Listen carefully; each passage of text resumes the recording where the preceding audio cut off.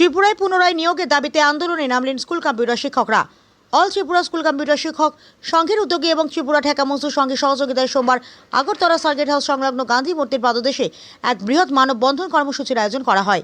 মানববন্ধনে অংশগ্রহণকারী শিক্ষকরা তাদের দীর্ঘদিনের চাকরির অভিজ্ঞতা ও শিক্ষাক্ষেত্রে অবদানের কথা তুলে ধরে পুনরায় নিয়োগের দাবি জানান।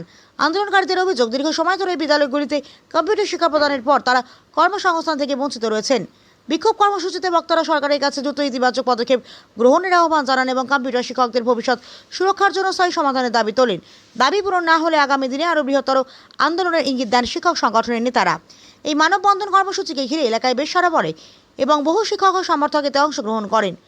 আগরতলা প্রতিনিধি রিপোর্ট, প্রতিদিন Tripura. Computer teacher all Tripura school computer টিচারের 365 জন আমাদের যে কার্যকর্তা যে এমপ্লয়ি তাদেরকে বাদ দেওয়া হয়েছে, তাদের মেয়াদ সম্পূর্ণ হয়ে গেছে।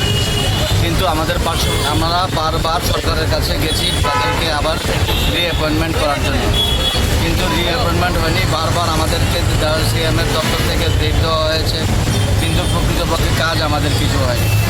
আমাদের পাশের রাজ্য যেহেতু আসাম, সেখানে 5 বছর অতিক্রান্ত হওয়ার পর তাদেরকে নিয়মিত করা হয়েছে।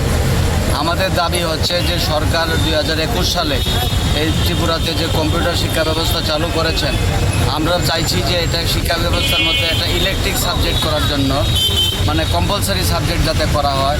কারণ আজকালের যুব সমাজ, ছাত্র সমাজ যখন যুব সম্প্রদায় সমাজে যাবে, তারা যাতে কম্পিউটারের শিক্ষায় যাতে উন্নত হতে পারে, প্রশিক্ষিত হতে পারে, তার জন্য। পাশাপাশি আমরা চাইব যে আহামর আমরা কিছু চাইছি না, আমরা চাইছি 365 জনকে আপাতত রেগুলার করা হোক, আর বাদ বাকি যারা আছে তাদেরকে বিভিন্ন যে সুযোগ সুবিধাগুলি, সরকারি সুবিধাগুলি আছে, সেগুলি প্রোভাইড করা হোক। তার জন্য আজকে আমাদের মানববন্ধন। আমরা আজকে ধর্নায় বসার কথা ছিল, যেহেতু ডবল ইঞ্জিন সরকার, রাষ্ট্রবাদী সরকার যেখানে আছে, আমরাও রাষ্ট্রবাদী সংগঠন, সেখানে আমরা সরকারের কাছে আশা রাখবো যে অচিরেই আমাদের আশা পূরণ হবে। আর যদি না হয়, তার জন্য আমরা সারা ত্রিপুরাব্যাপী বৃহত্তর আন্দোলনে আমরা যাব।